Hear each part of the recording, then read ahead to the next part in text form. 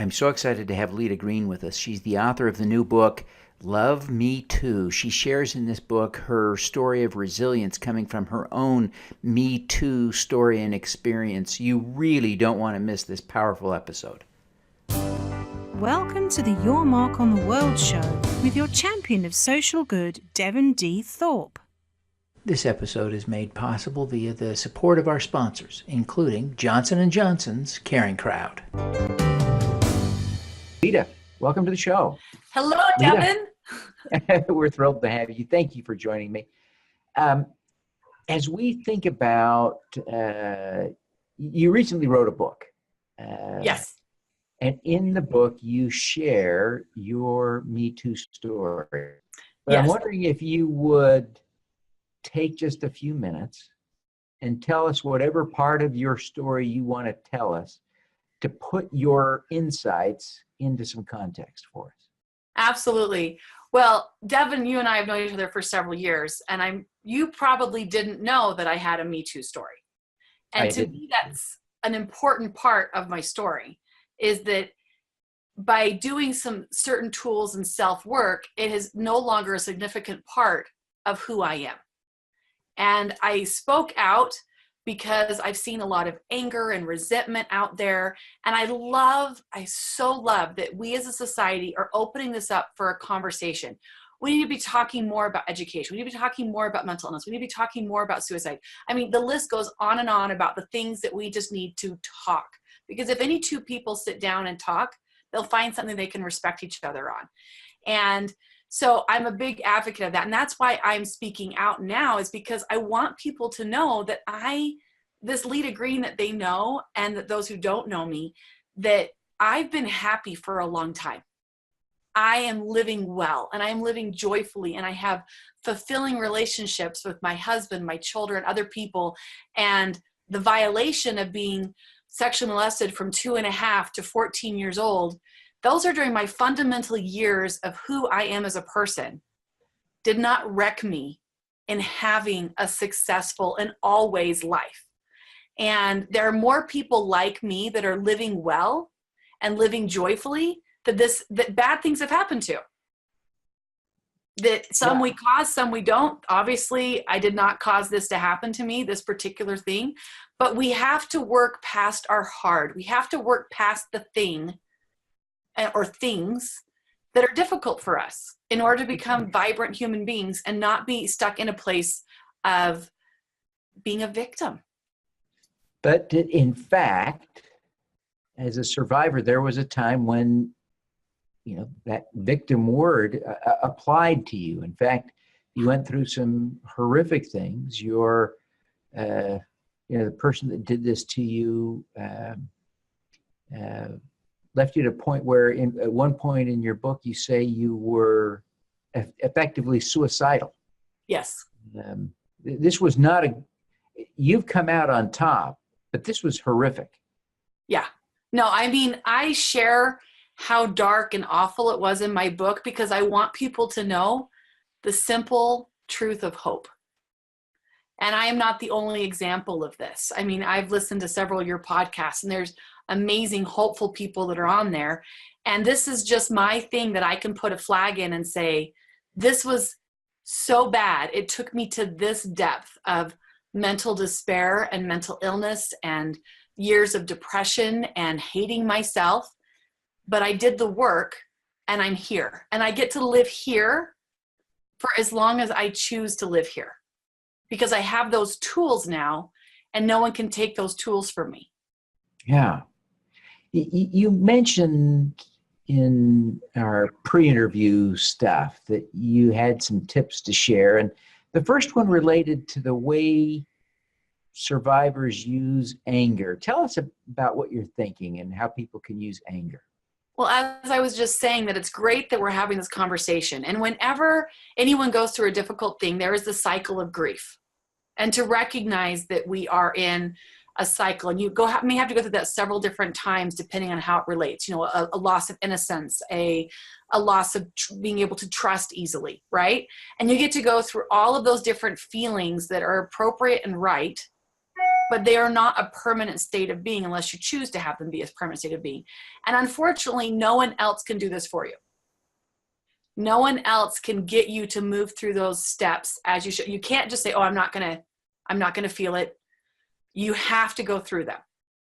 And as you go, I like to define it by being the victim, and then you're a survivor. So that's when the victimization has stopped. And then you get to become what I'm calling as an advocate. See the definition around a lot of difficulties go from being called a survivor, because a survivor, if you look at the synonym of the word survivor, it's the residue, it's the leftover. And I am not the leftover of another person's choices. I am a reflection of my choices. And that's a very, very different and empowering place to be. The girl that was suicidal and hated herself, that was a residue of the effect that had happened to me. And it was very justifiable from what happened to me to be there. And that's okay. And we want to lift up survivors. We want to encourage and give hope to victims. And we want to give hope to survivors that the broken that you feel, what I have now as an advocate is I have the wisdom. I have the empathy. And in this place, I get to have humor and joy and abundance and all of the good things that you think have been taken from you. And so one of my first things to people is you need to understand that right now what you're feeling, like to a teenage brain, right, is not permanent. You're going to have a life beyond this. And there's a different steps that you need to take to get to a different place. But the first thing we all need is that girl that was suicidal. I was suicidal because I was in so much pain and I had no hope that my life could ever be better. And so I have to give up some anonymity to say to people, okay, I basically opened up my life, in my book to share with the world that I was I had a mental breakdown. I was suicidal. I hated, just really vulnerable things, that are usually kind of private to an individual, to say, but look where I am now, to give hope to people that are where I was, that it can get better, but it's not an overnight, it's not a quick fix, but human beings need hope. And we can only have hope to the level that we can see as possible, right?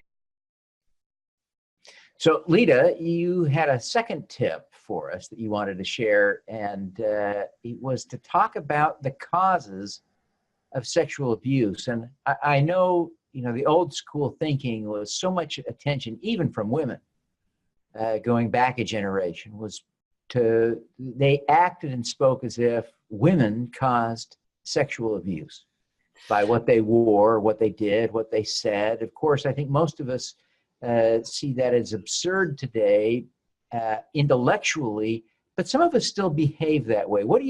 How would you describe the causes of sexual abuse? Well, I really appreciate being able to ask this, because when we tell young girls that if they are modest, that nothing bad will happen to them, if you behave, politely and sweetly, and lots of different groups are told these kinds of things, that there's a certain way we are supposed to behave. When in reality, becoming a victim could happen to anyone, male or female, regardless of how we're dressed, regardless of what we've consumed. Water can be spiked. So, it's not just, oh, I didn't drink, I'm safe. Any of us of any category of life could be victimized in this way. There is sex trafficking that happens. The causes of this, one, I think, are that we don't talk about this as a society, so we are not preparing our children and each other for the eventuality. For example, Devin and I know each other from the National Speaker Association. I do not walk out to the car by myself at night, even though I know karate, even though I am 5'9" and I'm not a little waif, right? I'm pretty strong. I could probably fight off a lot of men with my training, but I don't put myself in a situation that I look like a target. And there's a big difference between causing something and being and putting yourself where you look like a target, right? Because I could be walking out of the mall at 2:00 in the afternoon and be assaulted with people around. It's not Yeah. just the deep, dark, vans that pull up and they have the baby crying, all these different things. And we need to talk about this in a form of hope and protection and empowerment, not in fear and, oh, that happens to other people. Because when we're saying, oh, that happens to other people, it couldn't happen to us, our brains remove it from a possibility. And thus we're not being like, am I walking around being alert and aware? And it's interesting that one of the things that you can do to help you not be a target is eye contact. There's a big difference between someone who wants to not be identified and someone who's willing to murder you, to assault you. And so just walking around being a friendly person can help you not be a target, right? Which goes to confidence. And helping our young people that sex traffickers actually target people who appear or respond in unconfident, insecure ways. That is somebody that can be more targeted. So if we are talking to our kids and preparing them from a very young age that is age appropriate for them. So I'm not saying to my 2-year-old, there are pedophiles out there. I'm saying to my 2-year-old, you are washing your elbow so well. Now you're in charge of, and I'm going to say a big person word, but I'm only apologizing so the audience understands that we are not embarrassed about using words like vagina or penis or bum, which are all areas that could be sexually assaulted. We are not going to say to our child, well, your rear end or your wah-wah, because that is not going to give them the words that if somebody does assault them to say, my penis was touched. That Right. does not give children language. So when my children are very young, and this is what the research backs up, is you talk to them about their body parts and parts that they are now in charge of and that no one else touches that. No one, right? And then if we take away the shame, which this is a hard thing because there's lots of movies and literature that have been trying to define how amazing sex is, and we've not been able to pin it down. And so then you take that very same power of connecting two human souls together and you twist it to an abuse. It does hit the soul in a very deep and hard way. That shame is the natural inclination. And so if we build into our children and into our youth and into this conversation, that if somebody touches you and you did not consent, even if you were naked on top of each other and you say no, that is not a bonding and connecting exercise. That is disrespectful and not consenting for your partner to withdraw. Right. So at any time in this, if somebody does not listen to your words, they are disrespecting you and you are not giving consent. And it's the same on a paradigm to a child, that you are now in charge of washing your elbow. You're doing such a good job. And as you're teaching them how to wash these different body parts, which, let's be honest, these are the parts of our body that are usually the hardest to wash, right? Right. You are going to be washing that probably longer than when they're going to be washing their forearm. But you just name all the different body parts. And then you're like, now you are so good at washing your vagina. You are so good at this now. And this is when we wash it. And sweetie, this is really important because you are in charge of it. No one touches that now unless you're at the doctor and mommy or a nurse will be present or daddy will be present.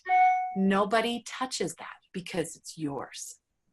And you're teaching your child the beginning of self-respect, self-boundaries, and respecting others' boundaries. And you've just protected your child from a pedophile. And there's a lot of other suggestions that I have, but that's one of the most fundamental ways that if we can remove shame from our bodies, if we can remove that conversation of, oh, cover that up, nobody should be seeing that. Oh my heavens, right? Mm-hmm. And then we have open discussions with our children about at age appropriate levels, which again are in my book, Mm-hmm. to help protect them, that 8-year-olds, 9-year-olds, because the reality, those that are molested, 80 to 90% are molested by someone they know. Unfortunately, it is their dad, their mom, their uncle, the adopted aunt or uncle. It is their neighbor. And so just saying, well, just trust them because they're an adult is Wrong not answer. an answer. So when you make a mistake and you go to your kid and you say, mommy made a mistake, I am so sorry. And I want you to notice something. Adults can be wrong. And part of what makes me a grown-up and mature and charactered person is that I am taking responsibility for mine. And you need to be aware that there are people who do not take responsibility, and that is a dangerous person. That is someone we avoid, and it may be your friend or it may be an adult. And if they can't take responsibility for their actions and how they hurt other people, that's a dangerous person, and that is not someone we play with. Right, right. Your third tip was to suggest balancing love, trust, and accountability. How do those three interact? Okay, so this is one of my favorite things, and I love teaching this in my workshops and my keynotes. But basically, in the very center of the circle is you. And there's a trick question here. Who gets to be in that circle with you? No one. Exactly. And if you are a person who believes in God, then you can put God in there, right? But most people believe in a loving God. If you don't believe in a loving God, then don't put him in there with you, right? So you have you. And you can know you're in that circle by yourself because you are not filtering your thoughts through anyone else's reaction. So for example, right now, I'm not thinking about if people like me, I'm thinking if I deliver good content, right? But if we are worried all the time, if we are being approved of, then we can't really show up in our true way. And if we are being abused, then we are fearful of what the reaction might be of someone else. Oh, I can't go do this. I can't do this because so-and-so could be angry. If I'm getting dressed in the morning and I'm thinking, I need to dress so that so-and-so isn't angry with me, that is a sign of some kind of abuse happening or a warning sign that abuse could be happening. Because pedophiles, and outside of sexual assault where you're just, walking down the street and you're grabbed, right? Mm-hmm. Mm-hmm. Pedophiles and abusers in a rough category that I'm putting, in this kind of stereotype that I'm putting them in, right? They don't just come up and attack you. That's what assault is. That's what an attack is. They manipulate your emotions and your feelings and your circumstances and those around you to make what they are intending to do safe. And so if you have this module where it's just you in here, and then those closest to you are those that can do these three things closest. So you have a bullseye that moves out.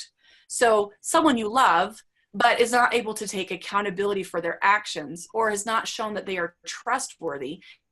And you teach this to children. They're smart, right? I've taught this to kids as young as 8, and they're like, ding, ding, ding, ding. And they don't know that I'm saying a pedophile could get you, because I'm not saying that. I'm putting it under the reference of bullying, which almost every school in the country has programs on bullying and don't have a bully in your life, but they don't teach you how to recognize or even to deal with a bully necessarily. It's just, don't be a bully. Well, we bully other people. We treat other people badly because we don't feel good about ourselves. Someone is not attacking or molesting someone else because they have a high self-esteem. Yeah. Right? So the trust, the ability to look at someone's actions and see if they do what they say they're going to do. Not, I told you I would, so therefore you have to trust me. But if they are lining their behaviors up with their actions and their words and their actions match. Accountability is we all make mistakes. And of course, you could talk forever on each of these. We all make mistakes, but can we accept responsibility when we are not? Narcissists and abusers and people along that scale are unable to take responsibility for they are wrong. If they make a mistake, it's always your fault. And crazily enough, not only does my own experience and the research match up with this, pedophiles are not big on taking personal responsibility. And I was blamed and I believed it. I thought it was my fault. How weird is that? I was a child. And as an adult, I get that. But as a child, that was a formative belief that if anyone was angry around me, it was my fault. And that because I was so beautiful, it was my fault. The truth of the matter is I'm not that good looking, right? Nobody is. That they're so good looking that that you should not expect other people around you to have control of themselves. Because we all have our personal bubble. And, you know, a girlfriend or a boyfriend might experience this from their partner of, oh, I can't help it, baby. You're so whatever, fill in the blank, right? Right. We should expect accountability. And then love. Love is the ability to act in another person's interest. Love does not hurt you. Love does not ask you to keep secrets. The only good secrets are the ones that will eventually come out. Otherwise, I teach my children at Christmas, don't tell your dad what Christmas present we're getting. And then when he gets to open it, I say, see, that's why it was a good secret, because he was in on it. It was just waiting. But if anyone asks you to keep a secret that is not going to come out, that's a bad secret. And we don't keep bad secrets. And of course, we can take this further, but we only have so much time, right? Right. So that has to have this balance between love, trust, and accountability. And you place people in your bullseye with you in the middle, and those that can do the three of those things the best in that first ring. These are the people you go to with your problems and your concerns, your safety issues, right? When I'm sad, I go to these people. I don't go to this person out here in this outer ring that has proven that they're not going to keep my confidences, or, you know, they're not going to blab, you know, that I had a bad day and put it on social media, and right. They're not going to do that. They're going to hold me accountable to my best self, are the people that I'm going to bring my concerns to. So not only does it help protect our children from bullying, it also helps adults recognize, wait a minute, maybe the reason I'm having conflict with people is because my words are not matching up with my actions, and I need to go and apologize. And I need to earn my way closer to people. Not that I'm like, hey, I'm trying to go for your first rung of people here, but that you can assess your own performance. So not only is it helping us in that interpersonal way, but it also teaches, because someone who's trying to abuse, manipulate, or, you know, molest you is going to violate the rings and try to move their way up earlier than they've earned it, because they love you, because you should trust them, because they're an adult and you need to be sweet. It's a booby trap. Well, Yeah. I really appreciate you sharing all those great insights, Leta. I know you learned them the hard way, and I hope that some of the audience will learn them the easy way from your experience and not their own. What is your superpower, Leta? Well, my superpower, I got to think about this, because you got to ask this question. And my first reaction was that I love people. But, you know, in the case of this, I don't actually love all people, right? My superpower is that I see people and I care about them and I want the best for them.